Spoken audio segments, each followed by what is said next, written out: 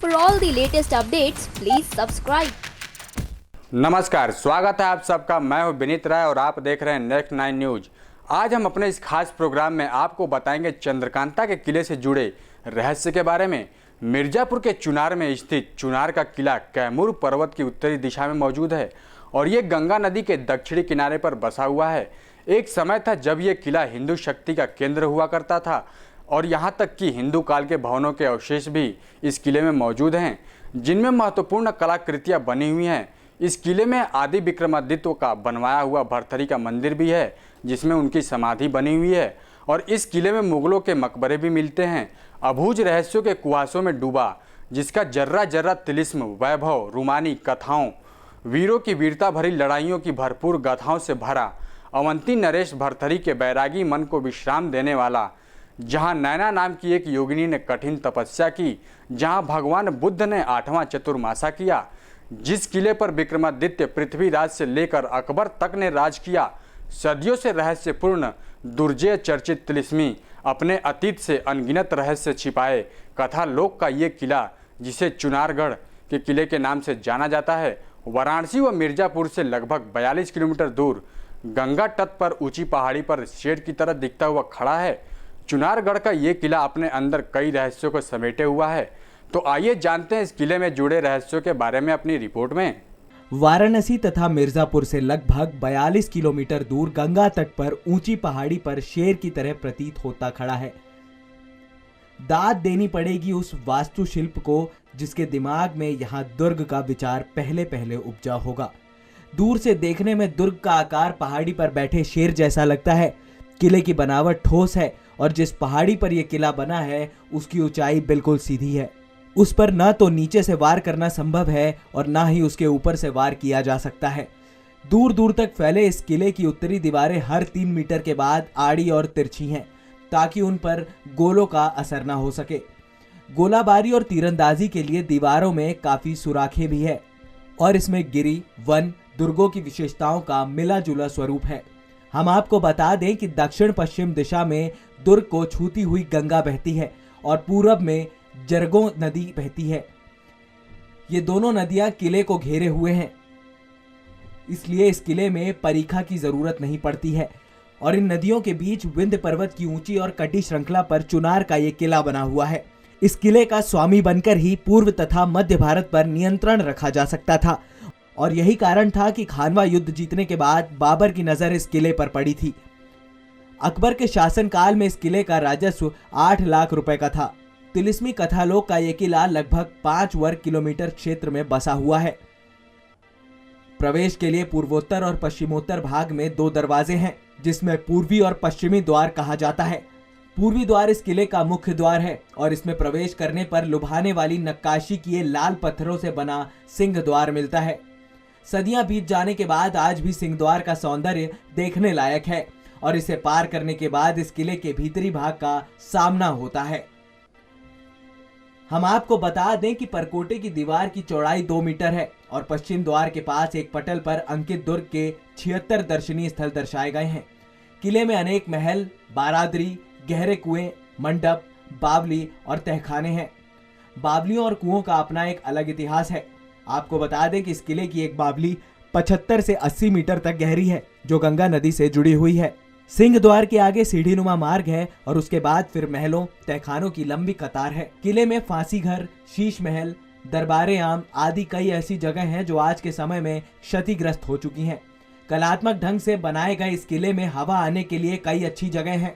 मार्ग में कई तहखाने हैं जिनका रास्ता सुरंगों से होकर जाता है। कभी ये तहखाने अस्त्र शस्त्र का भंडार हुआ करते थे। किले में गुप्त काल के अनेक शिल्प हैं और गोलाकार शोभानी छत वाला 52 खंभों का सोनवा मंडप दर्शनीय है,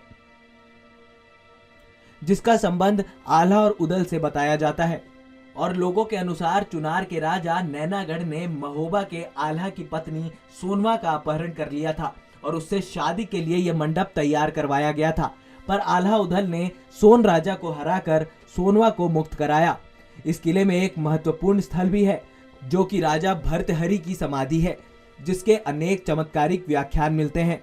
इस समाधि की देखरेख के लिए जो पुजारी है उसके पास औरंगजेब का 1704 में हस्ताक्षर किया हुआ फरमान है और फरमान में समाधि की देखरेख के लिए प्रतिदिन एक चांदी का सिक्का देने के निर्देश लिखे हुए हैं, जिसके बाद में ब्रिटिश सरकार ने 2 रुपए प्रतिदिन किया गया था। हम आपको बता दें कि पीएसी बटालियन के जवानों के भर्ती तथा प्रशिक्षण का केंद्र बने इस किले में पश्चिम द्वार पर राज्य सरकार के पुरातत्व विभाग का बोर्ड भी लगा है, जिस पर किले को संरक्षित स्मारक घोषित किया गया है। 2000 साल पहले बने इस किले की रूमानी और तिलिस्मी कथाओं की अपनी एक अलग वानगी है। किले के ऐतिहासिक स्वरूप को बनाए रखने के लिए इस स्थल को पर्यटन केंद्र के रूप में विकसित करने की आवश्यकता है, क्योंकि आज भी काफी सैलानी इस किले को देखने के लिए आते हैं। सन 1888 में प्रकाशित देवकी नंदन खत्री के उपन्यास चंद्रकांता भाग 4, चंद्रकांता संतति भाग 2 और भूतनाथ भाग 4 में लिखे हुए कहानियों के द्वारा चुनारगढ़ तिलिस्म को तोड़ने की कथा भूमि नैनागढ़ भी यहीं स्थित है। महोबा के वीरों आल्हा व उदल की लोक कथाओं से लेकर टेलीविजन धारावाहिक चंद्रकांता तक तिलिस्म तथा रोमांच का पर्याय रही इस चुनारगढ़ के किले को लोग देखने से महरूम हैं। उत्तर प्रदेश के मिर्जापुर जिले में बने चुनारगढ़ के किले में पुलिस प्रशिक्षण केंद्र भी चलाया जाता है। पुलिस कर्मियों को किले की चारदीवारी के भीतर प्रशिक्षण तो मिल रहा है, लेकिन उनके कदमों की धमक से ये जर्जर किला कब धराशायी हो जाएगा ये कोई नहीं जानता है। चुनारगढ़ का किला जिसके बारे में आप लोगों ने सिर्फ किताबों में पढ़ा या फिर धारावाहिक में देखा होगा, क्या वास्तव में किले के भीतर वो सब कुछ होता होगा जिसे वो टेलीविज़न स्क्रीन पर देखते हैं? क्या हाथों के एक इशारे से किले की दीवार खिसक जाती होगी या फिर ताली बजाने से पैर के नीचे की फर्श से आग निकलने लगती होगी? इन प्रश्नों का जवाब तो ये किला ही दे सकता है, जिसके बारे में लोग तरह तरह की बातें करते हैं। तो आइए जानते हैं कि कितनी सच्चाई है इस किले से फर्श से आग निकलने वाली बात का। राजा विक्रमादित्य ने यह किला अपने बड़े भाई भर्तहरि के लिए बनवाया था और किले में उनकी समाधि आज भी मौजूद है। वीर रणबांकुरे आल्हा का विवाह सालवा के साथ इसी किले में हुआ था और किले में सालवा मंडप के अवशेष भी मौजूद हैं। विंध्य पर्वत के ऊपर स्थित इस किले के साथ कई रहस्यमयी कहानियां भी जुड़ी हुई हैं। किले को प्रसिद्धि उस वक्त मिली जब हिंदी उपन्यासकार देवकी नंदन खत्री ने चंद्रकांता पुस्तक में इस किले के तिलिस्म के बारे में लिखा था। इतिहासकार कहते हैं कि उत्तर भारत पर शासन करने वाले प्रत्येक शासक के मन में ये इच्छा हमेशा रही है कि वो किले पर कब्जा जमाए, क्योंकि किला सामरिक दृष्टि से बहुत ही महत्वपूर्ण था। मुस्लिम शासक शुआउद्दीन दौला ने किले पर शासन किया, जिसके बाद अंग्रेजों ने इसे हथिया लिया। देश की आजादी के बाद उत्तर प्रदेश सरकार ने किले को सरकारी संपत्ति घोषित कर दी, जिसके बाद किले के राज तथा तिलिस्म किले में ही दबकर रह गए। किले के भीतर आज भी कई ऐसे राज दफन हैं जिन्हें खोजा जाए तो बहुत कुछ सामने आ सकता है। आजादी के बाद किले के कई द्वार बंद कर दिए गए हैं। किले में कई ऐसी सुरंगें भी हैं जो उत्तर भारत के तमाम हिस्सों को किले से जोड़ती हैं। मिर्जापुर के लोग कहते हैं कि किले का तिलिस्म और रहस्य आज भी बरकरार है, जिस कारण वहां आम लोगों को जाना प्रतिबंधित है। हालांकि सरकार इस बात को नहीं मानती है और प्रशासन का कहना है कि किले में पुलिस प्रशिक्षण केंद्र होने के कारण आम लोगों को भीतर प्रवेश की इजाजत नहीं है। मिर्जापुर के इतिहास पर नजरें डालें तो पता चलता है कि उज्जैन के प्रसिद्ध सम्राट विक्रमादित्य के बाद किले पर 1141 से 1191 तक पृथ्वीराज चौहान का कब्जा रहा और उसके बाद शहाबुद्दीन गोरी 1198 में किले पर कब्जा कर लिया और लंबे समय तक उसने तथा उसके वंशजों ने राज किया। साल 1333 में स्वामीराज नाम के राजा ने किले पर अपना हक जमाया। जौनपुर के मोहम्मद शाह शर्की ने 1445 में तथा सिकंदर शाह लोदी ने 1512 में किले पर अपना अधिकार जमा किया था। इस वक्त तक तो किले के हालात कुछ बेहतर थे और किले की खूबसूरती और मजबूत बुर्ज मौजूद थे, लेकिन इसके बाद से ही किले की दुर्दशा शुरू हो गई। 1529 में बाबर तथा 1530 में शेर शाह सूरी ने किले पर अपना हक जमा लिया। लेखक अबुल फजल ने आईने अकबरी में किले की प्राचीनता तथा रहस्य को काफी हद तक सहेजने का कार्य किया है और फजल ने किले को चन्नार नाम से संबोधित किया था। उत्तर प्रदेश में मिर्जापुर के चुनार में रहस्य, रोमांच और जादू की रोमांचक दास्तानों से भरपूर तथा लोक कथाओं के लिए विख्यात देश का अनोखा चंद्रकांता का चुनारगढ़ का किला अब बूढ़ा हो गया है और चुनारगढ़ की दीवारें और चट्टानी जीवट वाले बुर्ज शताब्दियों के समय में निर्मम थपेड़ों की चोट को झेलते झेलते अब जर्जर हो चुका है और समय के साथ अब इसकी चोट सहने की शक्ति लगभग खत्म हो रही है। राजा भर्तहरि की तपोस्थली तथा हिंदी के पहले उपन्यासकार देवकीनंदन खत्री की तिलिस्म स्थली चुनारगढ़ अपनी दुर्दशा पर आंसू बहा रहा है।